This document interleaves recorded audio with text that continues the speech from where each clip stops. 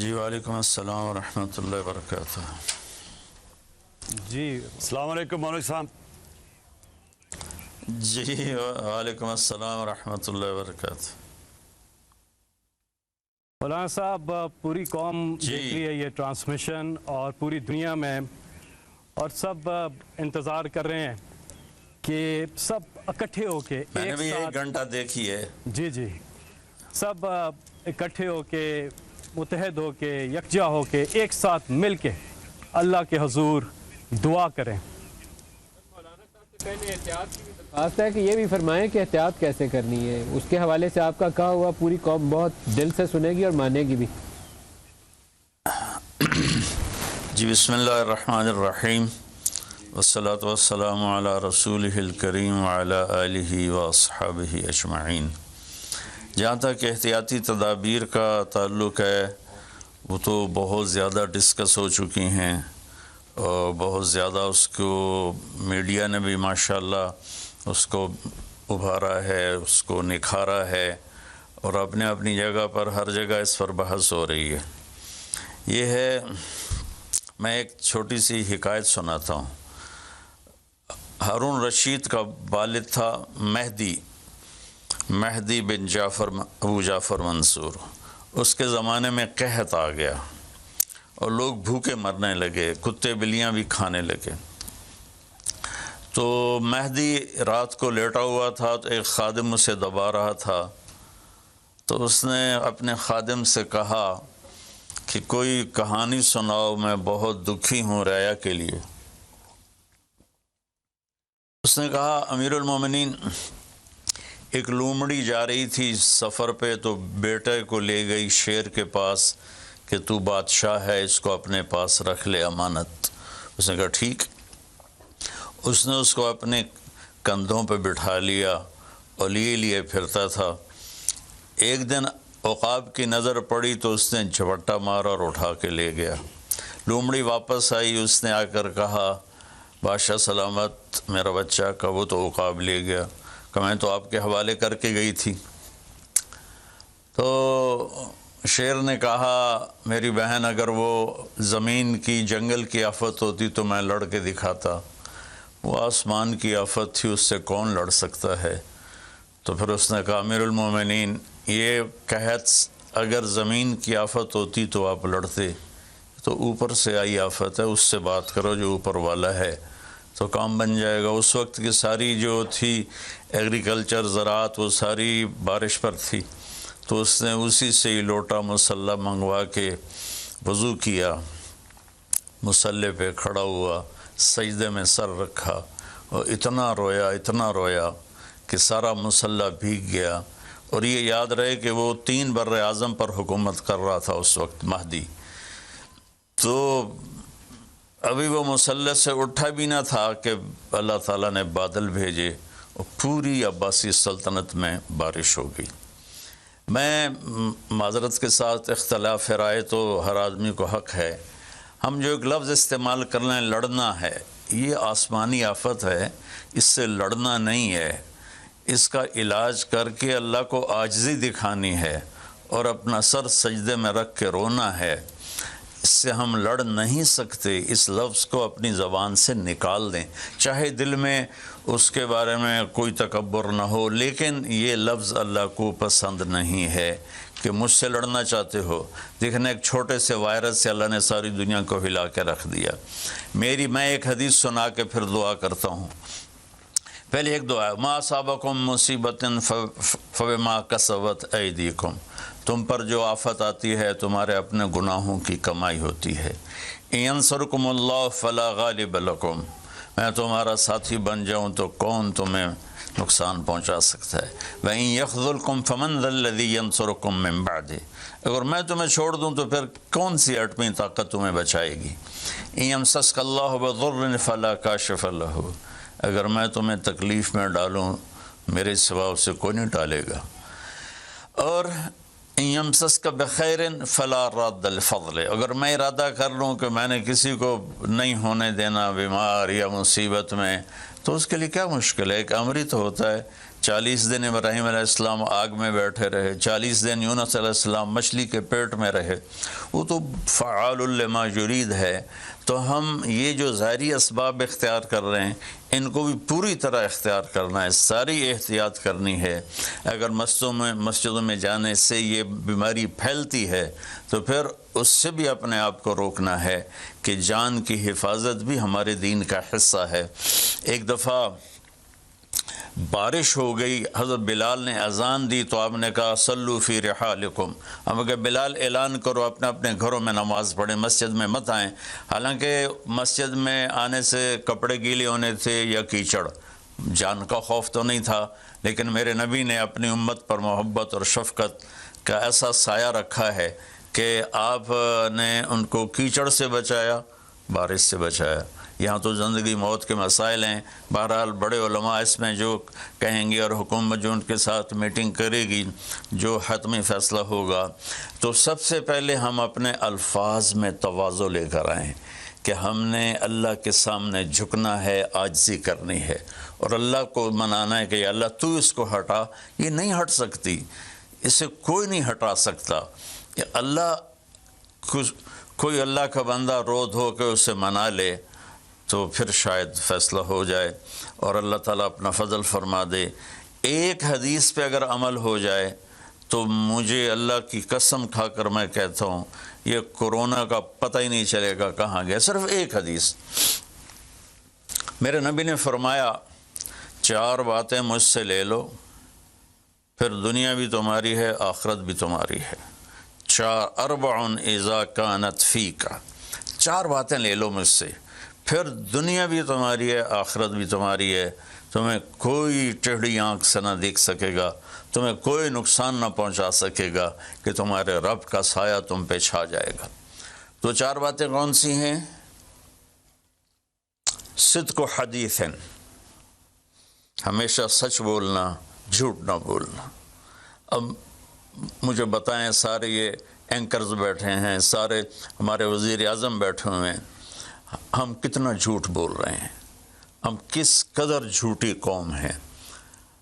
ہم اس جھوٹ کے ساتھ اللہ کی بارگاہ میں کوئی مقام نہیں لے سکتے۔ تو میرے نبی نے پہلی بات فرمائی صدق و حدیث، سچ بولنا۔ دوسری بات فرمایا حفظ و امانت، کبھی کسی کو دھوکہ نہ دینا۔ یہ میرے نبی نے فرمایا میرا امتی ہر گناہ کر سکتا ہے، 2 کبھی نہیں کرے گا، ایک جھوٹ کبھی نہیں بولے گا، ایک دھوکہ کبھی نہیں دے گا۔ تو وزیر اعظم صاحب آپ اکیلے ہیں، دیانتدار ہیں، اللہ سے رونے دھونے والے ہیں، مانگنے والے ہیں، لیکن 22 کروڑ لوگوں میں سچے کتنے ہیں؟ 22 کروڑ لوگوں میں دیانتدار کتنے ہیں؟ ایک بہت بڑے چینل، میں ہاتھ جوڑ کے اینکر بیٹھے ہیں، معافی مانگ کے بات کر رہا ہوں، ایک بہت بڑے چینل کے مالک نے مجھ سے کہا کوئی نصیحت کرے، میں نے کہا چینل سے جھوٹ ختم کر دو۔ کہا پھر چینل ختم ہو سکتا ہے، جھوٹ نہیں ختم ہو سکتا۔ تو جہاں جس کو، یہ صرف پاکستان کی بات نہیں، پوری دنیا کا میڈیا جھوٹا ہے اور سب سے زیادہ جھوٹ بولا جاتا ہے، اور میرے رب کو، میرے نبی کو جھوٹ سے نفرت ہے۔ میرے نبی نے فرمایا پیاز کھا کے مسجد میں مت آؤ کہ فرشتوں کو تکلیف ہوتی ہے، بو ہوتی ہے، لیکن میرے نبی نے فرمایا جب کوئی مرد عورت جھوٹ بولتا ہے تو فرشتے اس کے منہ کی بدبو سے 3 میل دور بھاگ جاتے ہیں۔ تو جھوٹ اور خیانت کے ساتھ ہم کسی آفت کا مقابلہ نہیں کر سکتے۔ آپ نے فرمایا صدق و حدیث، حفظ و امانت، سچ بولنا چاہے جان چلی جائے، اور دھوکہ نہ دینا، مسلمان کسی کو دھوکہ نہیں دیتا ہے۔ تیسرا فرمایا حسن و خلیقت، اپنے اخلاق اچھے کرنا، اور اخلاق کا سب سے اونچا مقام حیا ہے۔ اب میں کیسے بات کروں؟ میرے دیش میں حیا کو کس نے تار تار کیا؟ میرے دیش کی بیٹیوں کو کون نچا رہا ہے؟ ان کے کپڑے لباس مختصر کون کروا رہا ہے؟ یہ کس کے گردن میں یہ گناہ ڈالوں؟ میں مجرم ہوں، میں نے اپنی قوم کو نہیں سمجھایا، میں اللہ سے معافی مانگتا ہوں۔ لیکن جب مسلمان کی بیٹی بے حیائی کی طرف چل پڑے اور نوجوان بے حیائی کی طرف چل پڑے تو اللہ کی رحمت سب سے زیادہ عذاب قوم لوط پر آیا کہ وہ بے حیائی میں ساری باؤنڈریز کراس کر گئے تھے، تو اللہ تعالیٰ نے ان پر 5 عذاب بھیجے۔ 5 کسی قوم پہ 5 عذاب نہیں آئے، ایک ہی عذاب آتا تھا، ان پر 5 عذاب آئے۔ تو تیسری بات میرے نبی نے فرمائی ہے کہ حیا والے بنو، حیا والے بنو۔ کہ میری نسل ہے، مجھ سے خان صاحب نے بات کی تھی پہلی دفعہ کہ میں چاہتا ہوں کہ میری یوتھ اللہ کے نبی کے ساتھ جڑے، چونکہ جو ہمارے کالج ہیں، ہماری یونیورسٹیز ہیں، ہمارے خاص طور پر جو یہ پرائیویٹ سکولز ہیں، یہ امت کو، نوجوانوں کو اللہ رسول سے کاٹ رہے ہیں۔ تو اللہ تعالیٰ یہ پہلا شخص ہے جس کے لیے میرے دل سے دعا نکلی جب اس نے کہا کہ میں نے آپ کو اس لیے بلایا ہے کہ میری قوم اپنے نبی کے ساتھ کیسے جڑ جائے۔ میں کیا بتاؤں، جب تک اس بے حیائی کو نہیں ہم روکتے، اور کوئی روک نہیں سکتا ہے، اندر سے نیت نہ ہو۔ سرنڈو ماڈل اسکول میں میں نے میٹرک کیا ہے، ہمارے ایک وارڈن، میں ہاسٹل میں رہتا تھا، وہ آ گئے، نمازی تھے، انہوں نے نماز کی سختی کر دی، ہم بے وضو جا کے کھڑے ہو کر نماز پڑھ لیتے تھے، بے وضو، کیونکہ ڈنڈا انسان کو انسان نہیں بناتا ہے جب تک انسان اپنے من میں ڈوب کر پا جا سراغ زندگی۔ تو اگر میرا نہیں بنتا نہ بن، اپنا تو بن۔ یہ تو اپنے اندر دل دریا سمندروں ڈوگے کون دلاندیاں جانے ہو، وچے بیڑے وچے جھیڑے وچے ونج مہانے ہو۔ میری قوم جھوٹ چھوڑ دے، میری قوم بددیانتی چھوڑ دے، میری قوم بے حیائی چھوڑ دے۔ وعفت فی تہمت، آخری بات میرے نبی نے کہا، رزق ہی امسا مغفور اللہ، جو صبح سے شام تک رزق حلال میں تھک جاتا ہے اس دن کے سارے گناہ معاف ہو جاتے۔ تو میں وزیر اعظم صاحب سے اپیل کروں گا کہ پوری قوم سے جیسے ڈونیشن مانگا ہے، ایسی پوری قوم سے چلے۔ میں آپ کی طرف سے اپیل کرتا ہوں کہ کل یا آج رات رمضان کی آئے گی، ساری قوم 2 نفل پڑھے اپنے اپنے گھروں میں، اور ایک تسبیح لا الہ الا انت سبحانک انی کنت من الظالمین، جس کو یاد ہے پڑھ لے، جس کو نہیں یاد ہو استغفر اللہ کی ایک تسبیح پڑھ لے، اور پھر سب اللہ کے سامنے ہاتھ جوڑ کے معافی مانگے۔ اور اللہ تعالیٰ کہتا ہے ما من یوم الا والبحر یستاذن فی ان یغرق ابن آدم، روزانہ، یہ مسند احمد کی روایت، روزانہ سمندر کہتا ہے یا اللہ اجازت دے میں چڑھ جاؤں اور ان کو بہا دوں۔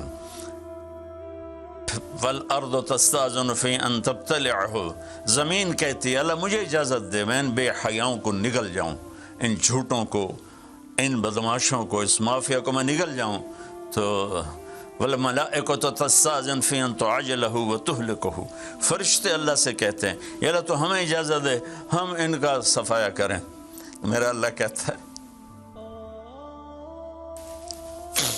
دعو عبدی فانا عالم بعبدی منکم، جاؤ جاؤ اپنا کام کرو، یہ میرا بندہ ہے اور میں جانوں میرا بندہ جانے۔ ان کان عبدکم فشانکم بہی، تمہارا بندہ ہے تو مار دو، ان کان عبدی فمنی ولی عبد، اگر میرا ہے تو میں انتظار کروں گا، میں انتظار کروں گا۔ پچھلی قوموں میں ایک طوائف نے کتے کو پانی پلایا تو اللہ نے اس کی بخشش کر دی، معاف، ہم تو مائل بکرم ہیں، کوئی سائل ہی نہیں، کوئی مانگنے والا تو ہو۔ ان 4 چیزوں نے ہماری ہر چیز بکھیر دی، توڑ دی۔ کسی بھی قوم کے لیے جھوٹ، بددیانتی، بے حیائی اور رزق حرام، یہ ان کو تباہ و برباد کر دیتا ہے۔ اور کوئی قوم سچائی، دیانتداری، پاک دامنی اور رزق حلال پر ہوگی تو اللہ کا سایہ ان پر چھا جائے گا، اور دنیا کی کوئی طاقت ان کی طرف آنکھ اٹھا کر نہیں دیکھ سکتی۔ ہم تو اجڑے چمن کے مالی ہیں، عمران خان کو اجڑا چمن ملا ہے، کہاں تک آباد کر سکے گا، اللہ اس کی مدد کرے۔ چمن کے تخت پر جس دم شہ گل کا تجمل تھا، ہزاروں بلبلیں تھی باغ میں، ایک شور تھا، غل تھا، کھلی جب آنکھ نرگس سی، نہ تھا جز خار کچھ باقی، بتاتا باغ ماں رو رو، یہاں غنچہ یہاں گل تھا، یہاں غنچہ یہاں گل تھا۔ ابھی عمران صاحب نے یرموک کی اور قادسیہ کی بات کی، کتنے تھے؟ 30,000 تھے خالد ابن ولید کے کمانڈ میں، اور سامنے باہان جو تھا وہ 3 لاکھ کا لشکر لے کر آیا ہوا تھا، اور قادسیہ کے میدان میں بھی 30,000 صحابہ تھے، اور ادھر سے جو رستم تھا وہ 3 لاکھ کا لشکر لے کر آیا ہوا تھا، ان کے ساتھ اللہ تھا۔ ہم اللہ کو ساتھ لیں، سارے اسباب اختیار کریں۔ مالداروں سے کہتا ہوں، میں نے اپنا کلپ الگ ریکارڈ کرا ہے کہ اس سال ساری زکوٰۃ ان غریبوں میں تقسیم کریں۔ آپ تک تو ہر آدمی نہیں پہنچ سکے گا، اپنے اپنے علاقے میں جو مالدار لوگ ہیں وہ اپنی زکوٰۃ غریبوں میں ان میں تقسیم کریں، ان کے گھر جا کر دیں۔ کسی ایک کی دعا لگ گئی نا تو 7 نسلیں ہماری آباد ہو جائیں گی۔ تو بس میں معافی چاہتا ہوں، آپ نے مجھے کافی دیر بٹھایا تو میں نے بھی تھوڑا سا آپ کا ٹائم لے لیا، تو آپ درود شریف پڑھیں اور ہم اللہ کی بارگاہ میں دعا کرتے ہیں۔ اللهم صل على محمد وعلى آل محمد كما تحب وترضى اللهم لك الحمد كما أنت أهله وافعل منا ما أنت أهله إنك أهل التقوى وأهل المغفرة۔ اے میرے رب، ہمیں تسلیم، تو ہم سے ناراض ہو گیا، تو نے سمجھایا ہم کوئی نہ سمجھ، تو ہمیں بلاتا رہا، ہم نے پیچھے مڑ کر تو نے ہمیں حرام سے روکا، ہم نے ہر حرام کو اپنا کاروبار بنایا، تو نے بے حیائی سے روکا، ہماری نسل نے کپڑے اتار دیے، تو نے رزق حلال کا کہا، ہمارے تاجر سود میں ڈوب گئے، دھوکے میں ڈوب گئے، طاقتور ظالم بن گیا، مظلوم کی فریادیں صرف تیرے تک تو آتی تھی، ہماری تو عدالتیں ظالم ہیں یا اللہ، ہماری تو عدالتیں ظالم، ہمارا قانون ظالم ہے، ہم سارے ظالم ہیں، غریب بھی، امیر بھی، مرد بھی، عورت۔ یا اللہ، اس آفت کو ہم وینٹیلیٹر سے نہیں ٹال سکتے، ویکسینیشن سے نہیں ٹال سکتے، یہ تو نے بھیجی ہے، تو ہی سے ٹالے گا۔ یا اللہ، تو علی کل شیء قدیر ہے، تو فعال لما یرید، میرے مالک، ہم تو اپنی طاقت سے کرسی سے اٹھنا چاہیں تو اٹھ نہیں سکتے، لیٹنا چاہے تو لیٹ نہیں سکتے۔ یا اللہ، زندگی موت تیرے ہاتھ میں، عزت ذلت تیرے ہاتھ میں، تو ہواؤں کا مالک، تو پانیوں کا مالک، تو سمندروں کا مالک، اور مالک بس ساری منتی ہے، مان جائے۔ یا اللہ، ہمارے پاس کچھ نہیں ہے، خالی جھولی ہے، گناہوں سے بھرا ہوا ہے، یہ سارا دامن گناہوں سے بھرا ہوا ہے، نفرتوں سے، فرقہ واریت سے، سود سے، جھوٹ سے، قتل و غارت سے، بے حیائی سے، بے پردگی سے، ہر بلاک ہمارے دم، لیکن میرے مولا، میرے مالک، رب تو ہی ہے نا یا اللہ، ہم تو تجھے ہی مانتے ہیں میرے مولا، لا الہ الا اللہ کا ہم اقرار کرتے ہیں، یہ تجھے سب سے زیادہ پسند، محمد الرسول اللہ کا اقرار کرتے ہیں جو تمہیں سب سے زیادہ پسند۔ ہمارے پاس بہت سی نافرمانی ہے میرے مولا، ہم پیسے کے غلام بن گئے، شہرت کے غلام بن گئے، موت کو بھول گئے، قبر کو بھول گئے، تیرے سامنے کھڑے ہونے کو بھول گئے۔ اس بڑی آفت میں ہم قصوروار ہیں، ہم اس سے نہیں لڑ سکتے یا اللہ، ہم تو معمولی سے بخار سے نہیں لڑ سکتے، یہ تو بہت بڑی آفت ہے میرے اللہ، تو دور کر دے یا اللہ، تیری منتیں دور کر دے یا اللہ، تیری منتیں دور کر دے میرے مولا، میرے مولا، دور کر دے میرے مالک، اپنے حبیب کے آنسوں کے تحفے یا اللہ، وہ احد میں تو ٹوٹے دانتوں کے تحفے میرے مولا، اپنے محبوب کے صدقے ہماری مصیبت ہٹا دے یا اللہ، ہمارے پاس کچھ نہیں ہے، نہ دوا ہے، نہ ہسپتال ہے، نہ ڈاکٹر ہے، کچھ بھی نہیں ہے، صرف تو ہے، آجا یار، آجا، تو لا مکان و لا زمان ہے، تو آنے جانے سے پاک ہے، یہ ہماری احمقانہ فریاد ہے، آجا میرے مولا، ہر تمنا دل سے رخصت ہو گئی، اب تو آجا، اب تو خلوت ہو گئی، ساری دنیا ہی سے وحشت ہو گئی، اب تو آجا، اب تو خلوت ہو گئی، یا اللہ تیرے آنے سے کام بنے گا، اسے ہٹا دے سب، اور یا اللہ جن چیزوں سے تو ناراض ہوتا ہے مجھ سے توبہ کرتے ہیں، ہم اس سے توبہ کرتے ہیں، ہم اس سے توبہ کرتے ہیں، ہم اس سے توبہ، میں 22 کروڑ عوام کی طرف سے تیری بارگاہ میں توبہ کرتا ہوں، انہوں نے مجھے اپنا نمائندہ بنایا، میں تیرا حقیر گنہگار بنتا ہوں۔ یا اللہ میرے ساتھ بے شمار لوگ رو رہے ہوں گے، میں تو ٹی وی پہ نظر آ رہا ہوں، شاید ریاکاری ہو، لیکن جو بچیاں بچے بوڑھے جوان گھروں میں بیٹھے رو رہے ہیں، یا اللہ ان کے آنسو تو پاکیز ہیں، اور آنسو تجھے بڑے پسند۔ میرے مولا فقیروں کی تو فیل، غریبوں کی تو، بوڑھوں کی تو فیل، اپنے ان نیک بندوں کی تو فیل جو راتوں کو تجھے یاد کرتے ہیں، جن کے دامن گناہوں سے صاف ہے۔ ایسے بندوں سے ہمارا دیس بھرا ہوا ہے، خالی نہیں ہے یا اللہ، لیکن اکثر تو ہم نافرمان ہیں۔ یا اللہ تو ہمیں معاف کر کے اس آفت کو ٹال دے، اس کا علاج ہمیں دے دے، یا اپنے غیب سے اس کو ہٹا دے۔ تو ہر چیز پر قادر ہے، تو حکومت کی مدد فرما۔ یا اللہ تو جتنے بھی اس کے لیے کوشش کر رہے ہیں ان سب کی مدد فرما، اور یا اللہ ان ڈاکٹروں کو جزائے خیر عطا فرما جو زندگی موت کی جنگ لڑ رہے ہیں۔ یا اللہ تو ان ڈاکٹروں کو جزائے خیر عطا فرما۔ یا اللہ جو اس میں مر رہے ہیں وہ سب شہید ہیں، ان کے درجے بلند فرما، جو مریض ہو گئے ان کو صحت کاملہ عطا فرما۔ یا اللہ ہم لاک ڈاؤن کرے تو ایک ایک کمرے میں 10 آدمی بیٹھے ہیں، لاک ڈاؤن کا کیا فائدہ؟ یا اللہ یہ تو ہی دور کرے گا اس آفت کو، یہ لاک ڈاؤن سے نہیں جائے گی، یہ صرف فضل سے جائے گی۔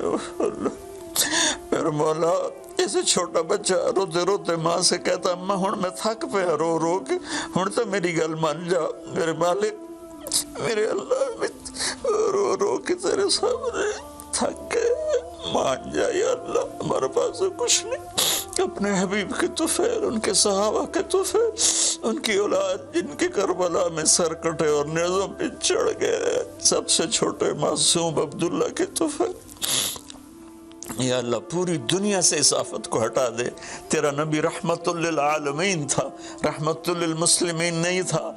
میں یا اللہ انہی کی طفیل دعا کرتا ہوں کہ غیر مسلموں کو بھی اس سے نجات عطا فرما، وہ بھی تیرے بندے ہیں، تو نے انہیں بنایا ہے، انہوں نے تجھے نہیں پہچانا تھا، ان کا قصور ہے پر تیرے بندے ہیں، تجھے ان سے بھی پیار ہے۔ یا اللہ پوری دنیا کے 6-7 بر اعظم میں جہاں جہاں یہ وبا اپنے پنجے گاڑ چکی ہے، یا اللہ تو ان کو سب کو، اور خاص طور پر امت مسلمہ اور خاص طور پر حرمین شریفین، یا اللہ اس دفعہ حج بھی نہیں ہوگا حرم میں، یا اللہ جگہ نہیں ملتی تھی رمضان، آج صرف وہ کام کرنے والے تراویح پڑھے گا، وہ بھی آدھی پڑھے گی۔ یا اللہ میرے والد، میرے اللہ جیسے بچہ ماں سے ضد کرتا ہے اماں کر دے، اماں دے دے، آخر وہ کہتی ہے اچھا میرا سر نہ کھا لے جا۔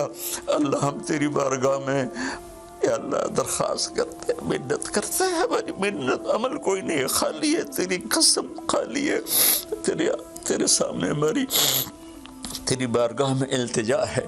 جتنے بھی لوگ جس ٹائپ کے جس مسلک کے اس آفت کے لیے محنت کر رہے ہیں، کوشش کر رہے ہیں، دعائیں مانگ رہے ہیں، مال خرچ کر رہے ہیں، تدبیریں بنا رہے ہیں، ان سب کو اپنے خزانوں سے جزائے خیر عطا فرما، اور جو مر گئے ہیں انہیں شہادت کا درجہ عطا فرما، اور ہم باقی ہیں ہم سب کی حفاظت فرما، اس دیس کی حفاظت فرما، اس کو سچائی سے منور فرما، اس کو یا اللہ دیانتداری سے خوبصورت بنا، اسے حیا اور پاک دامنی کے ساتھ گلشن بنا، اسے رزق حلال کے ساتھ جنت کا راستہ بنا، اور جو ہمارے چلے گئے ان کے درجے بلند فرما۔ یا اللہ امت کے ہر طبقے کو میرے مولا، ہر طبقے کو میرے آقا اپنی نظر محبت عطا فرما، اور نظر غضب کو ہم سے واپس لے لے، اور جتنے مریض بن چکے ہیں ان کو شفا عطا فرما، ان کو صحت عطا فرما، صلی اللہ، اور جن لوگوں نے ابھی پیسے دیے ہیں ان سب کو اپنے خزانوں سے جزائے خیر عطا فرما، اور جتنے شرکائے مجلس تھے، وزیر اعظم سمیت جتنے بھی شرکائے مجلس نے اس میں احساس پروگرام میں حصہ لیا، ان سب کو، ان کی اولادوں کو دنیا اور آخرت کی ہر خیر نصیب فرما، ہر شر سے بچا، وصلی اللہ تعالی النبی الکریم وعلی آلہ وصحبہ اجمعین برحمتک یا ارحم الراحمین۔